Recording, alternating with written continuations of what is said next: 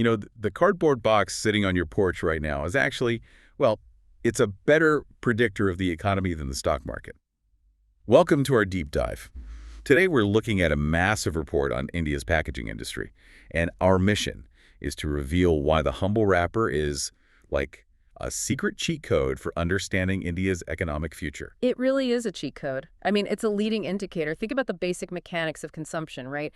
Before a single biscuit or a smartphone is officially logged into the GDP, it has to be packaged. Right, it has to go in a box or a wrapper first. Exactly. Because of that, the packaging industry actually moves ahead of headline economic data. It's basically the invisible scaffolding of consumer demand. And the scale we're talking about here is just massive.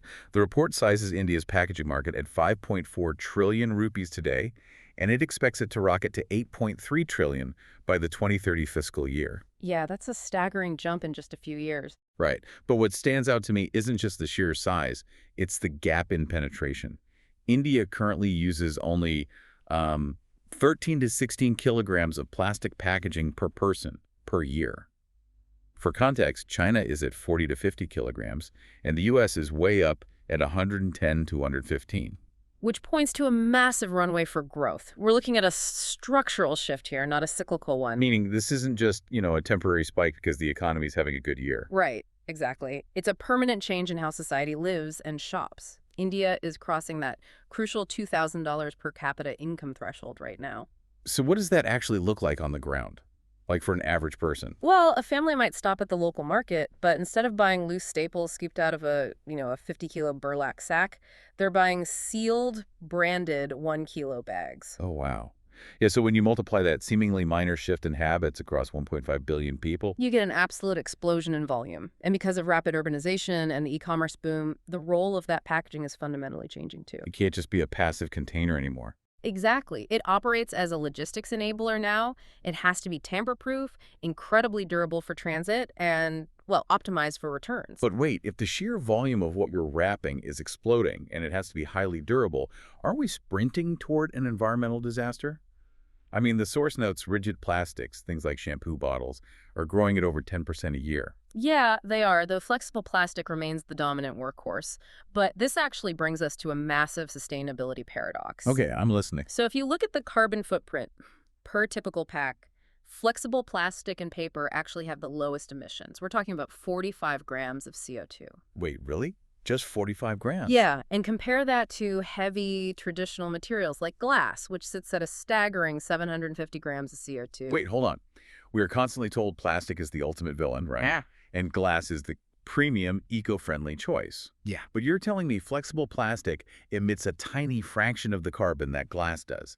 How does that actually work? It comes down to a concept called lightweighting. Lightweighting. Yeah, so glass is heavy. Transporting heavy materials across a massive country requires significantly more fuel, which drives up those transport emissions astronomically. Ah, that makes sense. The trucks have to burn more diesel to move heavy glass than thin plastic bags. Exactly. But, there is a serious catch to the flexible plastic story. While it is incredibly carbon efficient to produce and ship, its recycling rate in India is currently under 10%. Under 10%. Yikes. Which makes sense, I guess, when you look at the material. Flexible plastics are often multi-layered, right? You'll have plastic fused with aluminum foil and other things to keep food fresh. Right, exactly. Trying to mechanically separate and recycle those fused layers is just a total nightmare. So what's the solution then? If we're producing mountains of this stuff and only recycling a tiny fraction of it? Well, because that recycling rate is so abysmal, India is actually enforcing some of the strictest extended producer responsibility, or EPR, mandates globally. And EPR means the companies making the plastic are on the hook for it, right? Yes, they are legally on the hook for tracking and recycling it after the consumer throws it away. The government is forcing recycling targets up to 75% for rigid plastics by FY30. Oh, wow. 75%. That's a huge jump. It is, and it's forcing the entire supply chain to innovate rapidly just to stay compliant. So for you listening, the big takeaway here is that packaging is really a recession-resilient powerhouse.